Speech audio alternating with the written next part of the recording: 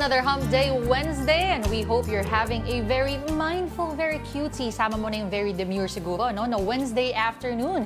Keep us company in the next hour. I'm Denise Tan. Hello, Denise Tan. I am Lord De Vera. Dahil uso na ang mga words of the year ng mga diksyonaryo. What's yours? Shiminet, unity, dito, fight. Pero sa tamang konteksto ng trabaho, dito walang wrong, walang right. And welcome to Afternoon Delight.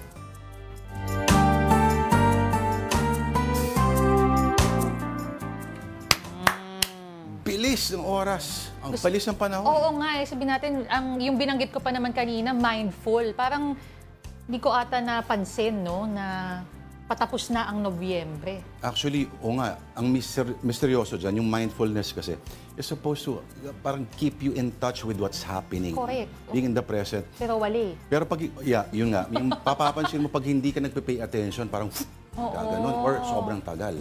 Pero sa pagkakataon to, ang bilis talaga eh. Sobrang bilis talaga. Akalain mo yun, 3 araw na lang, Pasko na. Ay, hindi pala. Sobra Disyembre naman yan. na. Well, kasi naman dito, talaga. Ihirit pa sana. September 1 pa lang, Pasko na nga. Ihirit pa sana ako. May Halloween pa, tapos sa pala yung Tapos Halloween. na rin, oo. My God! Okay, so ang ating delight of the day ay fish crackers. Bakit na nga ba talagang fish crackers? ikinatuwa ko. Bakit fish crackers? Ay, hindi ko alam kung bakit, pero siguro ito, no, isa kasi ito sa mga favorite na kainin ng mga kababayan natin. Pag, whether ikaw ay nanonood ng sine, o kaya ikaw ay nanonood ng game, o nasa biyahe. For some strange reason, Pag natin. meron akong instinct na basta may fish crackers na nakalagay sa mesa, kukunin ko siya. Kukuha ako. ASMR. Sige nga. Ayan, direct oh. Yan oh. Aha. Diba? Sana nadidinig nyo. Mamaya ubos niya. Wala akong pakialam kung puro harina lang yan. Bakit yung pizza ba? Puro harina din naman Pagkari yan. na lang din naman. Pero may halo namang konti yun. Ito, kung ilang porsyento yung totoo niyang isda, wala rin akong pakialam. Oo. Basta masarap. Naku, lalo na pag... Ito masarap na parts ang Ano? medyo darkened kasi maraming pepper. Ah. You Kaya want lang, nakakahiya naman. Bubutlat-latin ko yung... Hindi, basta nandun sa mga bandang ilalim. Oo. Nako, Sakto fish to. crackers baka mo. Oh. Ang kinakain ng world's oldest man. May kinalaman sa fish. Totoo ba? Pero hindi rin eksakto na gaya na iniisip ninyo. Okay, what is in store for our viewers today, Tita Denise? Naku, madami tayong pag-uusapan, no? Pero syempre, umpisahan muna natin with our stories on social media. Unang-una on onenews.com. Duterte supporters flocked to EDSA Shrine yesterday, Tuesday, Okay. ng hapon. Oo. Ay, nasa na ba ito? Ito. Yan. Well, sabi naman ni Father Jerome Siciliano, siya in charge doon sa simbahan doon. Yun nga, they came by the hundreds at bus loads daw, of course, ano. Pero after that ay bawal kasi daw yung mga political na mga assembly doon sa loob ng simbahan, no? Pero ito ay obvious na anti-Marcos supporters ay yung mga napunta doon. Pero ang sabi naman nawala din agad. Oo, As of wala this na morning, daw agad. wala na. Tsaka ang sabi, ang observation daw, not their usual churchgoers daw. Dahil yung iba daw ay palakad-lakad lang, nagva-vlog. Yes. Oo, yun daw yung napansin nila sa mga pumunta. Nagva-vlog sa church. Ang ganda-ganda ng EDSA Shrine. Ganun ba yun? Alam ko ang gustong mangyari kung sino man ang nasa likod nito. Gusto nilang mag-create ng parang groundswell, no? Ng mobilization ng mga tao. Just like what happened in the previous 2 EDSAs. Previous 3 EDSAs pala. No? Ngayon, nako, medyo...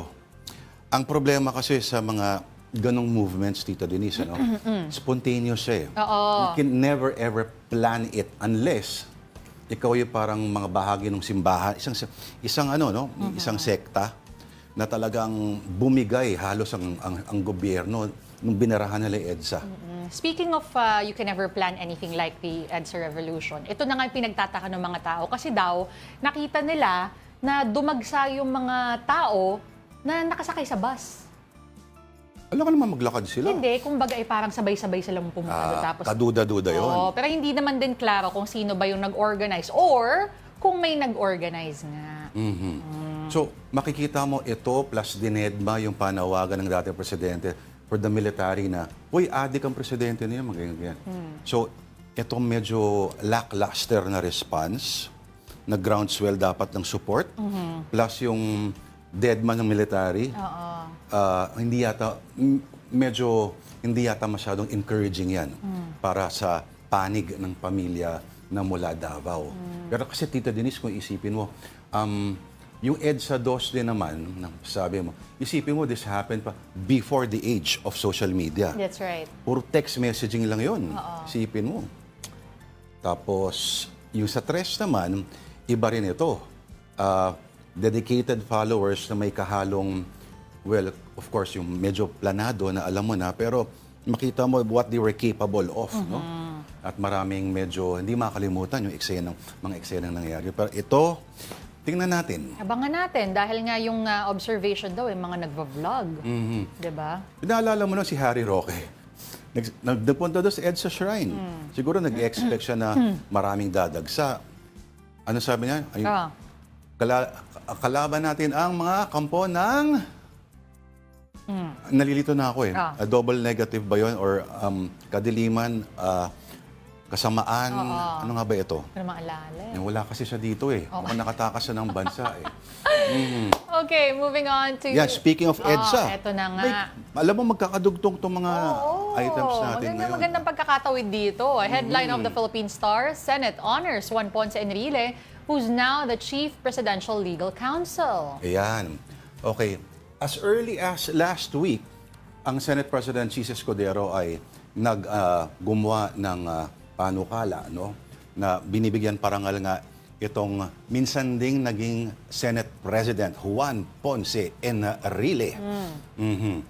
Well, tusin mo, the world's... Grabe naman yung worlds. Sabihin natin na pinaka-senior na public servant sa ating gobyerno ngayon. At maraming naging co-authors din nung panukala. Tapos nagbigay sila ng tribute kay Juan Ponce Enrile. Tingnan mo yan, no? Para siyang yung nakaka 3 points ng mga NBA player. Di ba? Akala ko 1 for 100. Yeah. Pwede rin, oo. Oh, yung gavel niya, nandyan sa gitna. Diba? I believe yan yung gavel niya when he was, ano ba ito? During, received the gavel he used during his tenure. Isipin mo, Tita Denise, naging Finance Secretary, Justice Secretary. Tapos sinasabi, yung pinakunang-unang customs, siya daw, yung mga batas na nag-draft ng mga yun. Pati charter ng CCP siya. So, marami tayong di alam na ang basihan pala ay mga pinagsusulat ni Juan Ponce Enrile. Si Manong Johnny talaga, Tindi, no? Dahil gusto niya happy ka. Pero, tinatanong ko rin yung ibang mga reporters kung ano ang meron sa petsa kahapon, kung bakit Yun. yun ang piniling... Anong nakakalap na lang, Wala rin binabanggit. Ultimo sa announcement ng yung official ng Senado, no? Press release sila, wala rin sinasabi kung anong okasyon ang meron. Pero I guess, bakit hindi naman? Bakit nga naman hindi, di ba? Kumbaga, kung meron kang dapat parangalan, kung kailan, kung buhay pa yung tao dapat. And you do it as early as you can. Yes. Di ba? Ganon din sa mga minamahal natin sa buhay. Huwag na tayong maghintay na magbibigay tayo ng tribute na sila ay nando na sa ilalim ng semento. Kundi habang naririnig pa nila at ma-appreciate nila. Di ba? Because everything will be too late kapag beyond that. Pero yun ang akala nila. Dahil mauuna pa silang lahat kay Juan Ponce Enrile. Ay, grabe siya. Okay, sige, punta tayo sa susunod dating storya on the Philippine Star via Life. World's oldest man dies at 100... Ay, sa segue, Dice talaga. Ayun, passes at 112. Nagbabasa lang tayo. Passes at 112 according to the Guinness World Record. Siya si John Tenniswood. Siya po ay taga Liverpool sa England. Mga kabayan to ng Beatles. Biruin mo. Ang sikreto niya raw for long life, Balance. everything in moderation. Correct. Pag sobrang exercise, makakasira sa katawan. Kakulangan ng exercise, sira din ng katawan. Pero alam mo, he has one thing in common, ano? I think with most centenarians, exception lang si Juan Ponce Enrile. They lead a rather, I wouldn't say boring lives, pero alam mo yun, yung wala masyado excitement sa buhay, na nasa gitna lang. Baka ano yun, better way to say it na lang siguro is less stressful lives. Less stress. Ito for the longest time, after he served in the war, no, ang naging trabaho niya ay accountant sa dalawang oil firms, Shell at British Petroleum. Pero makikita mo na wala raw siya particular diet na sinusunod. Pero every Friday daw, he would eat fish and chips. Baka pampahappy na din kasi yun. Kasama na sa routine niya. Pwede bang pinaghalong fish and chips ang resulta ay fish Ito, cracker? naku, parang ang sarap tuloy ng fish and chips. Ako nga, no? Paki-comment po, guys. oo. Paki-comment po na tomorrow fish and Ito, chips ang ano. speaking of fish and chips, for the longest time, Oo. nung una, may kaibigan ng Breton kasi dito, sabi niya, medyo naiinis daw siya pag bumibili siya ng fish and chips dito. Tapos ang binibigay sa Kasi kanya sa usawan yung potato chip, ay tartar sauce. Oo. oo. Inis na inis siya kasi ang tamang sausawan daw ng fish and chips, authentically British ay, wala mo ano?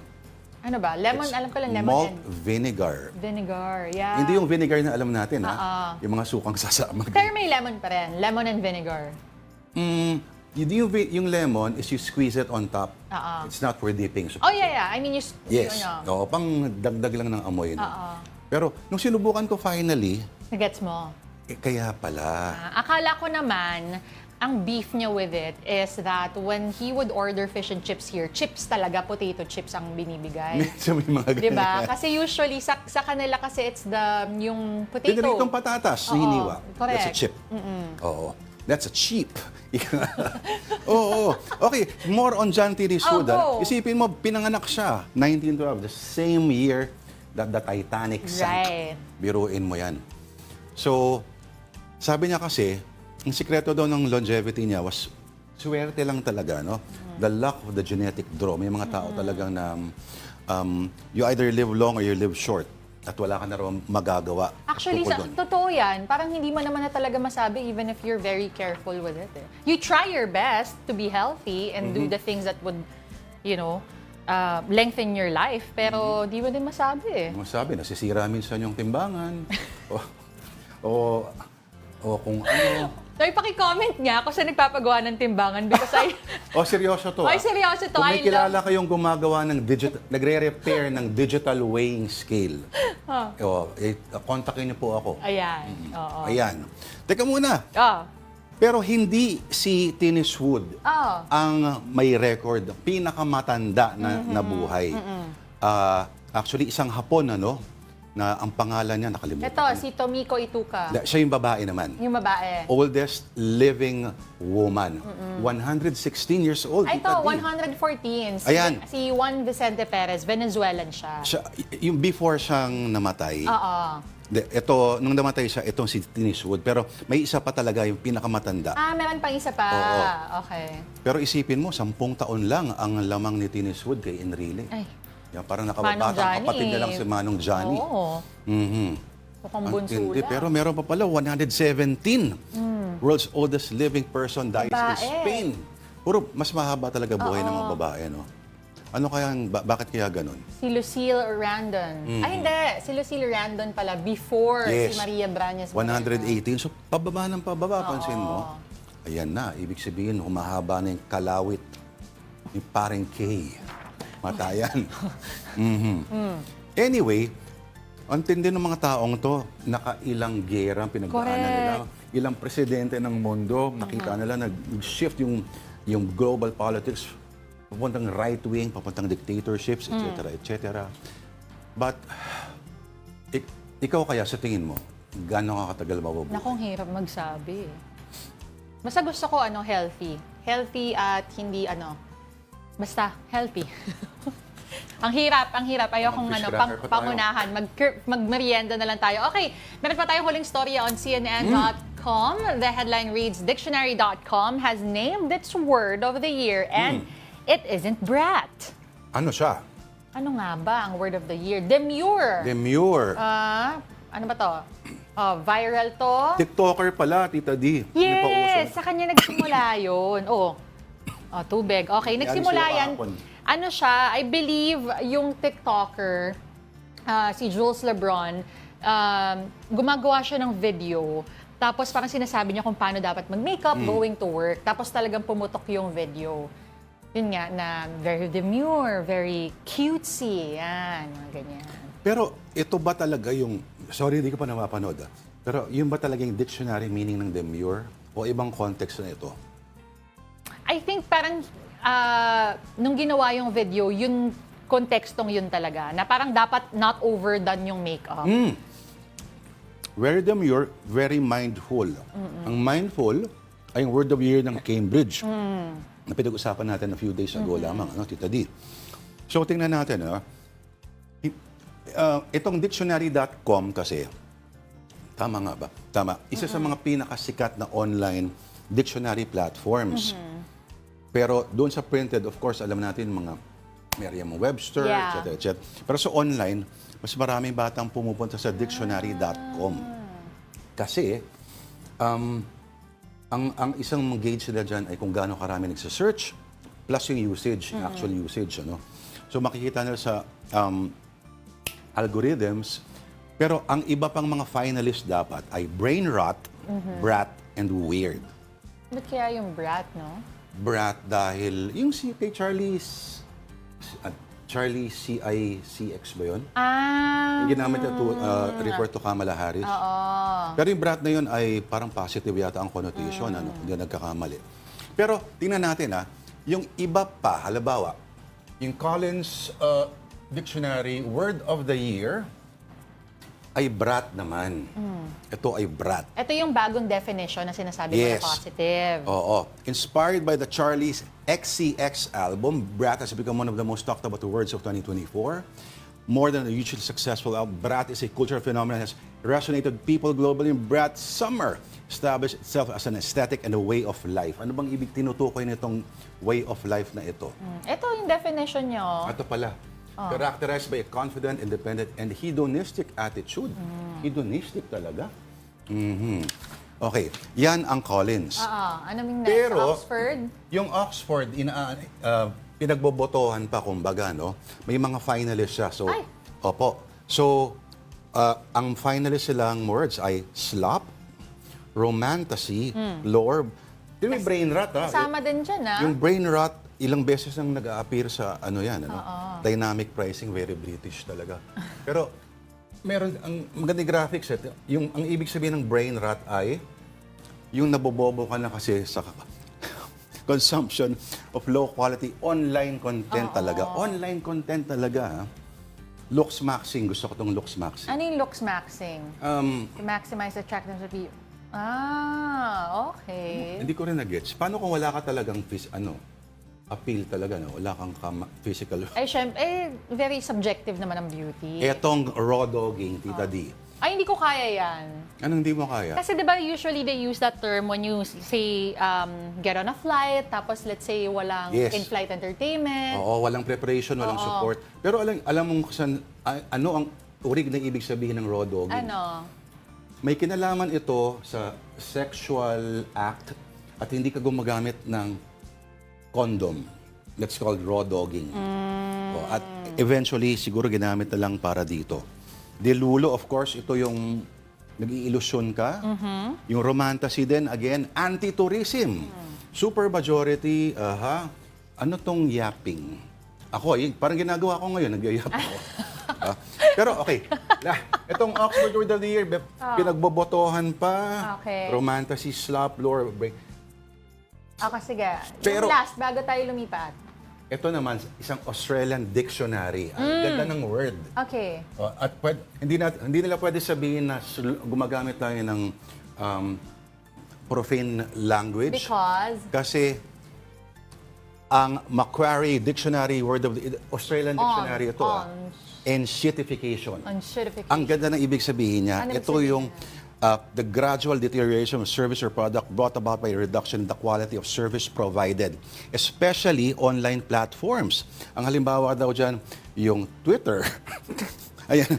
Once, yung parang di ba? Correct. Parang, ay, ayoko na sa Facebook kasi puro ano na yung mga Ay, nako. nandun. Alam mo, Twitter user din ako dati. Tapos parang the past few years, nakita ko yung yung Deterioration. diferensya. Oo. So parang ganun, parang nababoy. Medyo ganun na ibig sabihin niya. Pero di ba, institution. Ayan. Okay, kay Miss Jan, sana nakalusot tayo doon at hindi tayo masuspinde. Wala. Ako binabasa ko lang. Word of the year nila yan. The Guardian. Tayo naman Opo. ay nagbibigay lang ng facts. Yes. Okay, so Okay na? bago pa tayo ma-citify ng administrasyon ng mga boss natin, nagbasa na lang bigla, naaliw. Anyway, para wag yung ma-citify sana yung comment section natin. Comment po kayo. Sa Pilipinas ba, ano dapat ang word of the year? Ano nga ba? Let us know as well kung ano yung sa tingin yung pwedeng word of the year natin dito sa Pilipinas. Meron akong isa. Ano? Unity. Wala Buong na nga taon. eh. Kaya nga Regardless kung nandyan or wala, yun ang talagang madalas na binabanggit ngayon. Anyway, moving on. meron. Ano? Shiminet. Shiminette, pwede. Or, ikaw talaga. Ikaw Yeah, talaga. Phrase yun eh. Phrase yun eh. Okay, sige, pag-isipan natin yan. Okay. Bubukan muna tayo sa storya natin on entertainment. 2025 is looking to be a big year for TV5. In its trade launch, the Kapatid Network announced upcoming shows. That and more stories from News 5 correspondent MJ Marfori. This 2025. Mas pinasaya at mas pinabongga mga palabas na aabangan sa TV5 for 2025. Sa trade launch sa Lair North, inanunsyo na ang pagbabalik ng ilang game shows tulad ng Masked Singer with host Billy Crawford. At OG Video Singing Show na Singgaling na magkakaroon pa ng Celebrity Edition. 3 programa naman na naghihintay kay Her Majesty sa kanyang comeback. Welcome back, Maha Salvador Nunez. Yan ang Emoji Nation, ang much-awaited TV5 Ultimate Dance Competition na isayaw mo at revenge drama na Athena. Pangungunahan naman ni Andres Mulak ang youth-oriented show na Glow Up. Si TV5 President and CEO Guido Zabaliero, excited sa 2025 ng Kapatid Network. Mas maraming entertainment shows. So meron kaming mga bagong concepts that they can enjoy over both sa hapon tsaka sa prime time. Meron po kaming plano, ibabalik po namin ng Artista Academy so that we can start really looking for the next generation of kapatid stars. Kinumpirma naman ng Pasay City Police Office ang pag-aresto sa isang aktres sa paglabag sa Securities Regulation Code. Ayon sa Southern Police District, Sabado nang arestuhin nila 41 taong gulang na aktres at businesswoman na alias Erin. Dahil ito sa 14 counts ng paglabag sa Securities Regulation Code at hiwalay na kasong estafa at syndicated estafa.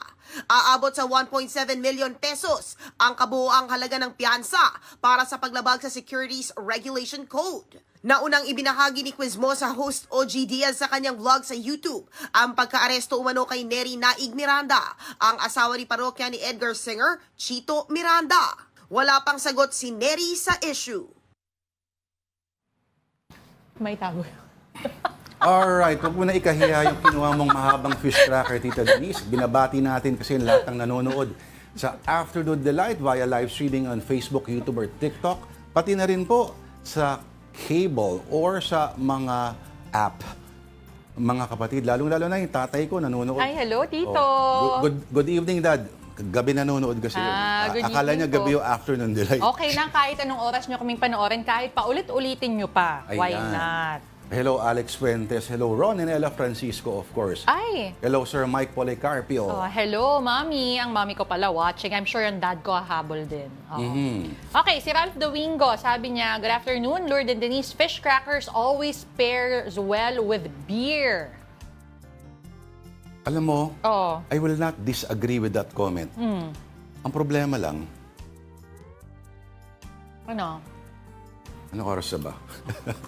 Glenn, Next, sino pa? Talagang, nginuya ko yung no. Si Tito Rafael ba nagko-comment? Nandito. Teka lang. Tito Paeng. Basahin ko muna ng tahimik kasi ito si Tito Rafael. Nakakalusot minsan, ano? Sabi ni Tito Rafael, good afternoon, Tito Lord. Tita Denise, Hello. speaking of Kalawit, buhay pa po ba ang... Ang? Ano to? Si KM Tayan. Oo. Wala na, matagal lang pumanaw yung si Nonong San Andres, ang tunay niyang pangalan. Friend ko yan, excuse me. Friend mo. Well, Okay, naging friend eventually. si Philip Atason. Good afternoon po, pabati po sa lahat ng mga taga 1st District, Davao Oriental. Salamat po. Greetings coming from Philip Atason, board member, aspirant of the 1st District of Davao Oriental. Hoy, sabi ni Miles Zarate Pimentel. Opo, sabi niya, yes, I love fish and chips. They used to serve that in fast foods, fast food Saan? restaurants like McDonald's. Oh, okay. May naalala ka ba? Sorry, fish crackers yung nag-register sa utak. Okay. Pero fish and chip. Baka sa Baka fish Ibang sandwich, bansa. baka ibang bansa. O nga. Oo. Si Hey Epic, Okinawa, sobrang daming matatanda. Yes, may tinatawag silang Okinawan diet eh. Mostly fish and rice. Very minimal red meat. Si J533T, Vlogger Summit at the EDSA Correct, Shrine. nabasa ko rin yan. Vlogger Summit. Oh, Elmo si- Cardenas, Ano sabi? sabi niya, beautiful Ma'am Denise Ay, hello. from Montalban, Rizal. Hello po sa lahat ng mga taga Montalban. Baka yung mga, sanay kayo makakita ng mga engka-engkanto dyan sa may idang. Kaya kayo nabibighani kay Denise. Diwata Wag lang naman po. atashi. Oh, Yes, hindi eh. na engkanto. Grabe JC ka. Alvarez, masarap siguro ihalo ang fish cracker sa chicharon ni Mang Juan. Tama ka dyan, JC. Oh. Hindi lang yun. May fish crackers sa mismo, ang chicharon ni Mang Juan. Fish crackers ni Mang Juan. Ang dami nagko-comment sa atin, no? Mamaya babatiin ulit natin sila. Sige, may pahabol ka ba, Lord, bago tayo mag... Sabi ni Mauna Taya, Piatos Word of the Year. Pwede. Hindi pa nagmasyadong nag-pick up eh. Brat, sabi ni Hey Epic, di ba yan yung Tagalog slang word for toot? Pag si Tita Denise, malamang yung bumanggit. I don't want. Okay, time out muna. Marami pa kaming kwento sa inyo. Magbabalik po ang Afternoon Delight.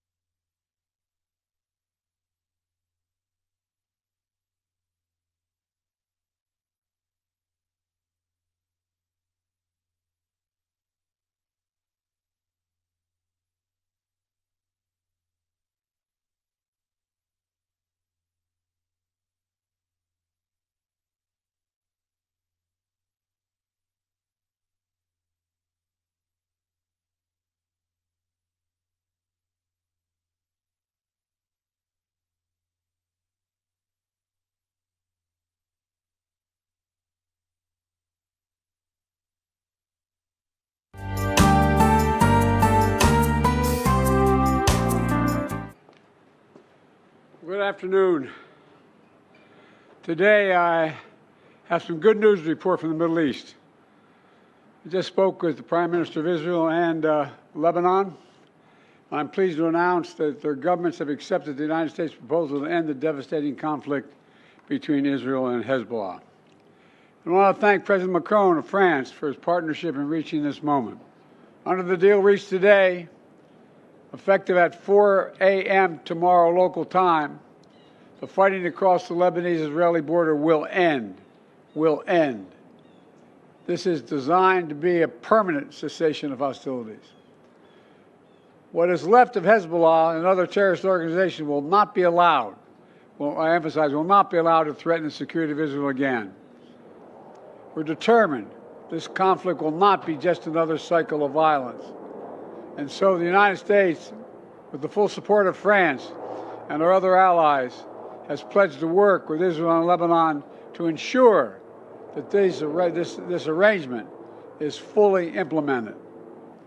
Let me be clear.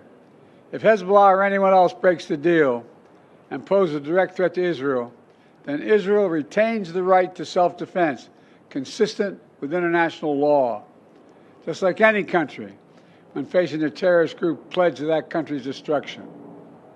At the same time, this deal supports Lebanon's sovereignty, and so it heralds a new start for Lebanon, a country that I've seen most of over the years, a country with rich history and culture. If fully implemented, this deal can put Lebanon on a path toward a future that's worthy of its significant past. Alright, nagbabalik po ang Afternoon Delight dito po sa One News. Ako po si Lord de Vera. At ako naman po si Denise Tan. Thank you for staying with us. Vice President Sara Duterte says she is ready to appear at the NBI to clarify the kill threat she made last week against President Bongbong Marcos, the First Lady, and the House Speaker. Meantime, she's not only getting support from allies in power. As who else, News 5 correspondent Marian Enriquez reports. Sa labas na ng EDSA Shrine, nagpalipas ng magdamag ang dose-dosenang taga-suporta ni Vice President Sara Duterte at dating Pangulong Rodrigo Duterte. Kanya-kanya silang latag ng karton bilang higaan. May iba namang namimigay ng pagkain at inumin. Nang magsara ang simbahan Martes ng gabi, nagkantahan na at nagsagawa ng programang iba't ibang grupo. Voluntaryo raw silang nagpunta rito. As a supporter, hindi na yes. Kasi Duterte talaga ako. Tiyempong isinagawa ang protesta kasabay ng pagpunta ng National Bureau of Investigation sa opisina ni VP Sara para hainan ng subpina. Kaugnay ito ng kanyang pahayag na kapag siya ay namatay, ay inihabili na niyang ipapatay niya rin si Pangulong Bongbong Marcos, First Lady Liza Araneta Marcos at House Speaker Martin Romualdez. Ito ang pagpapatunay na meron tayong due process. Bibigyan natin ng pagkakataon ang ating Vice President na maibigay ang kanyang side on the controversy. Handa naman daw ang bise na humarap sa NBI pero giit niya na bigyan lang ng ibang konteksto ang kanyang pahayag. Maki-check. May sinabi ba akong assassin doon? Wala. Common sense should be enough for us to understand and accept that a supposed conditional act of revenge does not constitute to an active threat. This is a plan without a flesh.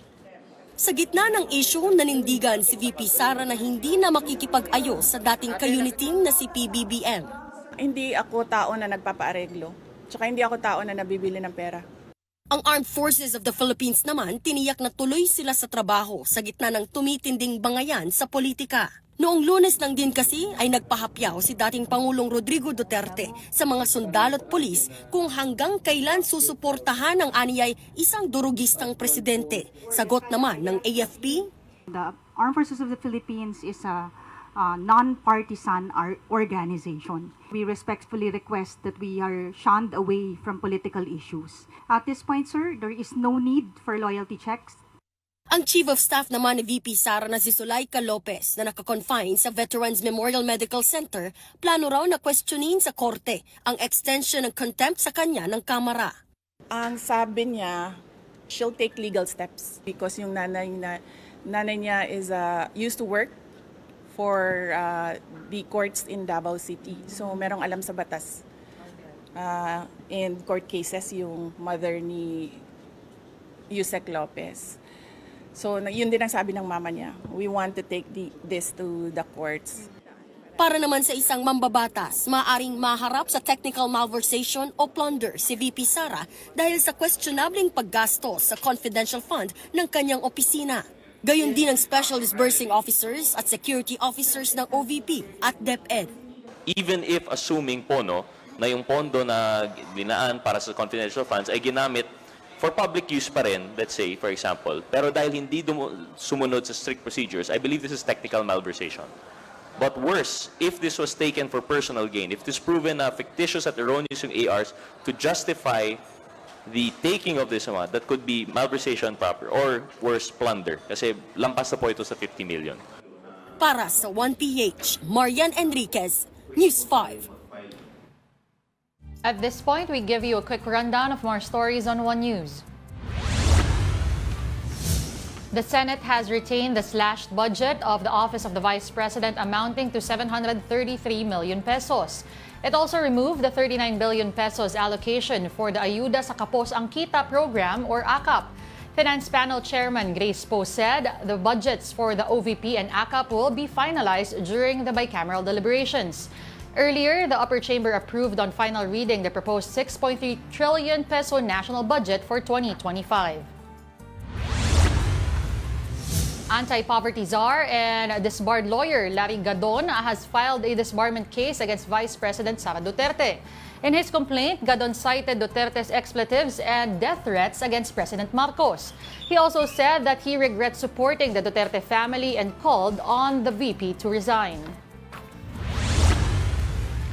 And President Marcos has returned from his one-day working visit to the United Arab Emirates. He described the trip as, quote, short but productive. Marcos and UAE President Sheikh Mohammed bin Zayed Al Nahyan discussed agreements on culture, energy transition, and investment cooperation, among others.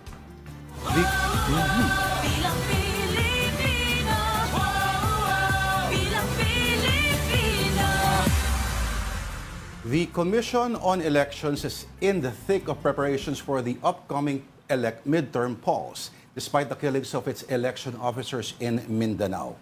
This report from News 5 correspondent Mon Gualvez. Sa dami ng balang tumago sa sasakyang ito sa Salvador, Lanao del Norte nitong Lunes, kitang-kita na siniguro talaga ng mga salarin na hindi na maubuhay pa ang election officer ng Bayan ng Nunungan na si Mark Orlando Valeser II. Bago ito, napatay din nung Sabado ang assistant election officer ng Isulan Sultan Kudarat na si John Nico Alan Pandoy. Base sa investigasyon, sakay ng motorsiklo ang sospek na hanggang ngayon ay hindi patukoy kung sino. Ang mga pamamaril sangkot ang mga opisyal ng COMELEC, mariing kinukundina ng ahensya at pinatututukan sa pulisya na matugis kaagad ang mga responsable sa krimen. Hindi po kami titigil dito hanggat hindi namin nakukuha ang hustisya. Kung ito, pababayaan at makakalimutan na lang ang lahat na naman, lalo na lang may magkakaroon ng takot ang mga kababayan natin. Hindi pa man panahon ng pangangampanya, malinaw daw na may kinalaman sa halalan ng pananambang. Yung gumagawa ng ganyan, duwag, tatakbo-takbo ka, di dapat yung kalaban mo ang inyong hinaharap, wag kami. Pero at the same time, hindi kinakailangan may culture of violence sa panahon ng halalan. Kinakailangan ipatunayan natin na kahit halalan yan, fair competition lang. Bakit pagka pumatay ka, mananalo ka? Hindi naman daw magpapadala sa anumang pananakot ang COMELEC. Dahil sa mga insidente ng karahasan, pinalilipat na sa ibang assignment o lugar ang lahat ng mga election officers at iba pang opisyal ng COMELEC na may mga kamag-anak na tumatakbo, pati na rin yung mga nakakatanggap ng death threat o banta sa kanilang buhay. Nananawagan din ng COMELEC na repasuhin ng loophole sa batas na maituring na kaagad bilang kandidato ang sino mang tatakbo pagkahain pala ng kandidatura. Sa ngayon kasi, magkakaroon pala ng jurisdiction ng COMELEC sa mga kandidato oras sa magsimula ang campaign period. Ibig sabihin nun, para kaming pwede na lang kaming patayin anytime. Wala kaming pwedeng ilagay sa COMELEC control. Wala kaming pwedeng ideklara under areas of concern sapagkat wala ka pa kaming kapangyarihan. At sa Enero pa, nakatakda magpatupad ng gun ban para sa darating na halalan. Hindi po kami titigil dito hanggat hindi namin On to another hearing that recently wrapped up, that of the Senate's offshore gaming. There were a few more revelations that came out of the inquiry of the panel led by Senator Risa Ontiveros. The details from News 5 correspondent Mean Los Baños. Ipinresinta ni Senadora Risa Hontiveros ang web map na ito sa huling hearing ng Senate Committee on Women and Children tungkol sa POGO operations. Idinetalye rito ang mga nakinabang umano sa iligal na operasyon ng POGO sa bansa. Nasa pinakaitaas si dating Pangulong Rodrigo Duterte, nasa ibaba niya si dating Presidential Economic Advisor Michael Yang at isang Lin Wei-xiong. Habang makikita rin sa itaas ang isang Ma Dongli na konektado sa self-confessed Chinese spy na si Xie Zhijiang na iniuugnay naman kay dating Bambantarlac Mayor Alice Go. Ayon kay Hontiveros, ginamit ng mga personalidad na ito ang POGO para sa personal nilang interes. No, this is not a witch hunt. Hindi po ito tokhang. Yung nakasanayang nyong gawi, huwag nyong ibintang dito. Hindi naman nakadalo si Alice Go sa pagdinig ng Senado kaugnay sa POGO ngayong araw. Hindi kasi siya pinayagan ng Regional Trial Court Branch 167 dahil may kasabay siyang pagdinig sa korte kaugnay sa kasong qualified trafficking laban sa kanya. Pero si Senadora Hontiveros may mensahe para kay Go. I leave your fate, Ms. Go, up to the courts. And I look forward to the day you face justice. Giit pa ng Senadora, walang dinala ang POGO sa bansa kundi bangungot, lalo't na abuso ang mga procedure sa birth certificate, immigration, passport at visa applications. A web of people who used POGOs for their own selfish interests, their own personal gain, all at the expense of the Filipino people. Walang dinala dito ang mga POGO kundi bangungot, including large-scale scamming, corruption, kidnapping, torture, prostitution, and human trafficking. Lumabas din sa pagdinig na nagagamit ang ilang POGO hub para magpalaganap ng maling impormasyon. Nagimbal din ako sa impormasyon. Mukhang hindi lang sugal, scamming at trafficking ang pakay ng mga compound na ito, kundi fake news din. Sinigundahan ito ng National Intelligence Coordinating Agency o NICA, lalo't may na-monitor daw silang Chinese influence operations sa tinatawag nilang Malign Influence and Foreign Interference Operations o MIFI. Hindi lang sa Cagayan Economic Zone kundi sa lahat ng 17 na rehiyon sa bansa. We cannot discount the possibility that these POGO hubs are also operating as dual-use entities. Parang SIM card Yes, Madam Chair, because if you look at it, kung pwede ka pong mang-scam, diretso po doon sa mga individual subscribers, pwede ka rin pong mag-push ng misinformation and other information via SMS. Para sa 1PH, Mean Los Baños, News 5. You're still watching Afternoon Delight on One News. It is time for another breather. We'll be right back.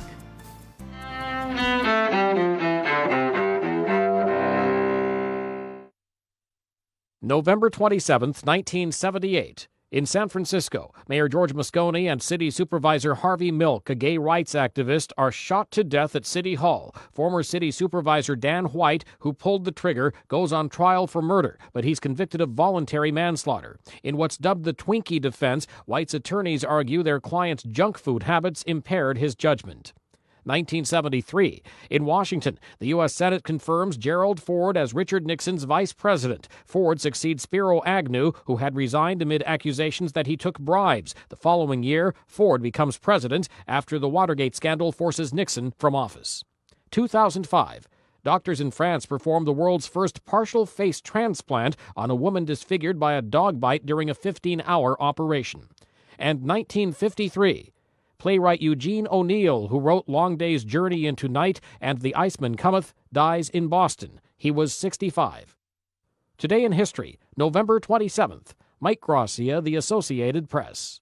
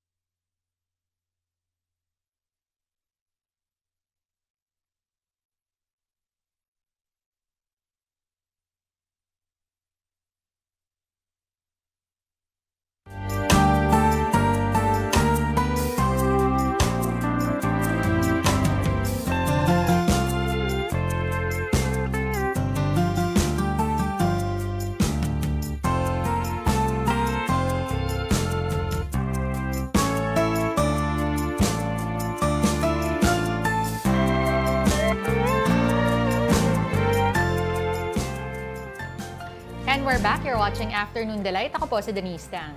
At ako naman po si Lourdes Vera. Now, more sports news after the PBA Finals. It's the esports bakbakan that had fans captivated. Here's how it went. It went down, rather, from News 5 correspondent Ian Suyu. Matapos ang isang buwang tapatan, Grand Finals na ng PBA Esports Bakbakan. Nagtapat sa finals ang mga pambato ng Magnolia Hotshots at Rain or Shine Elasto Painters sa best of 3 finals kahapon. Maagang nakuha ng Magnolia ang lamang sa Game 1 ng serye.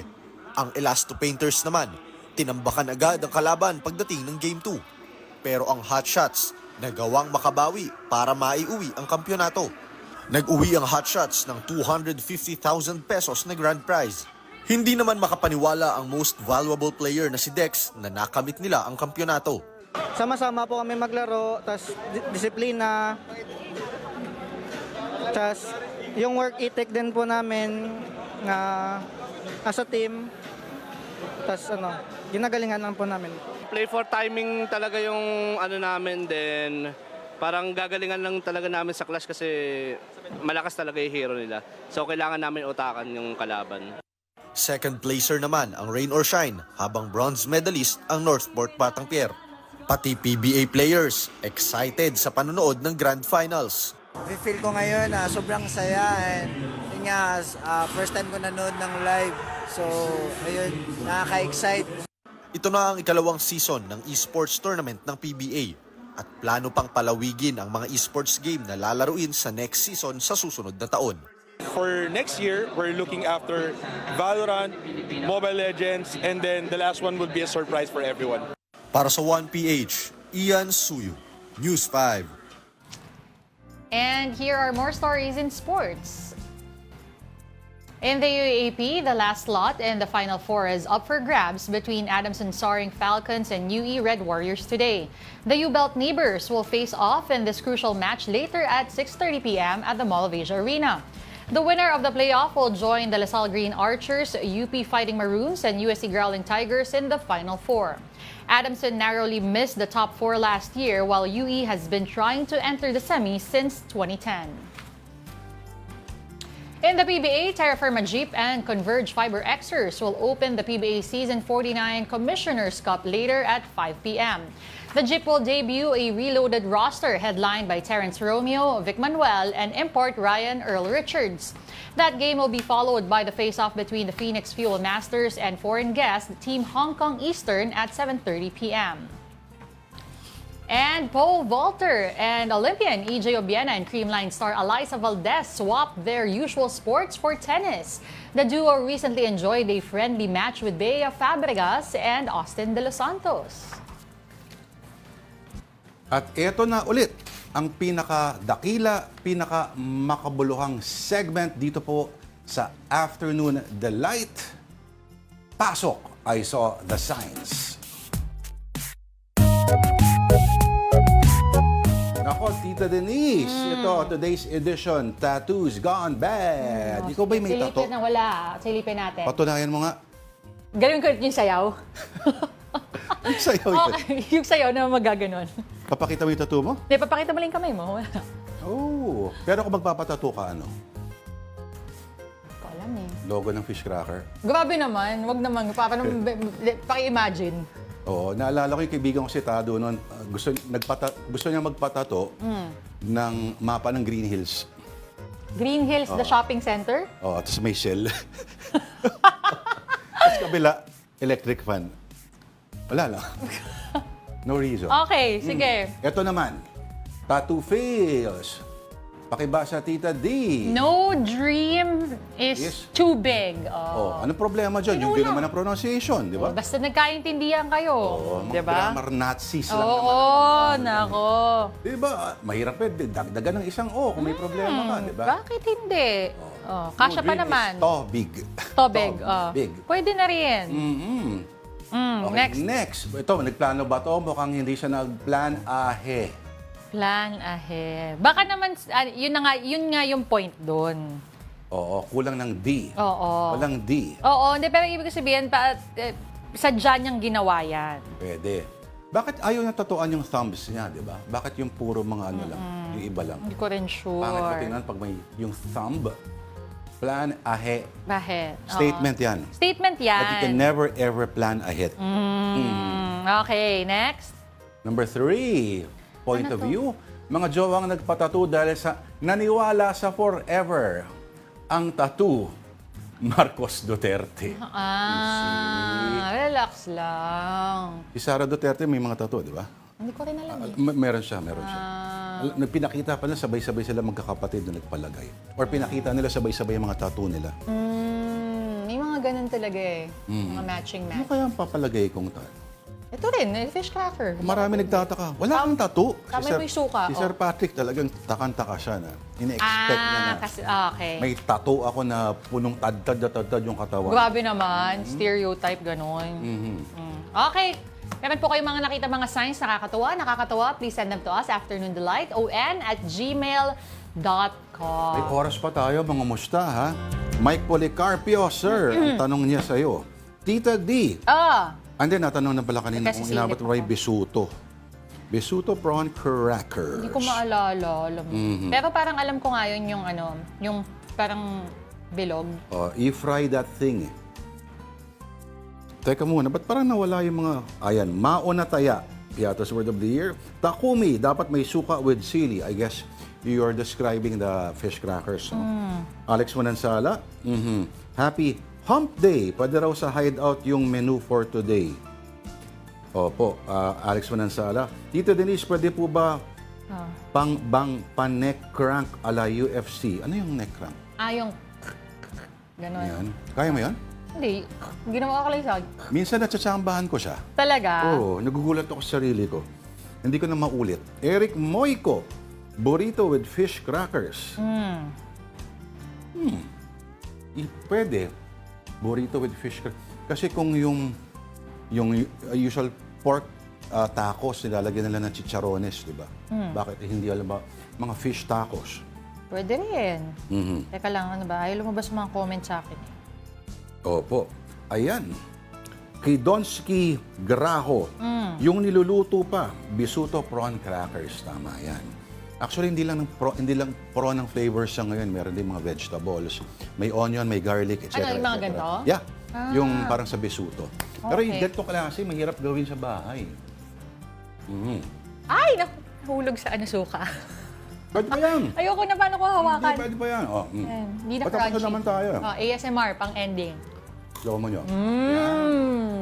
Sarap. Nung una kasi, shock na shock si Tita Denise sa idea na binababad sa suka yung fish crackers. Hindi naman. Nasanay lang ako na pwede mo siyang kainin as is. Kasi una ko tong nakikita before, nung bata ako, sa yung binibenta sa kalye. So, syempre, di naman para magbukas ka pa ng suka sa loob ng sasakyan, di ba? Anyway, that will do it for us po this Wednesday, November 27. Eka lang. Thank you for watching Afternoon Delight. Ako po si Denise Tan. Join us again tomorrow, 2 p.m. Ako po si Lourdes De Vera. Have a delightful afternoon.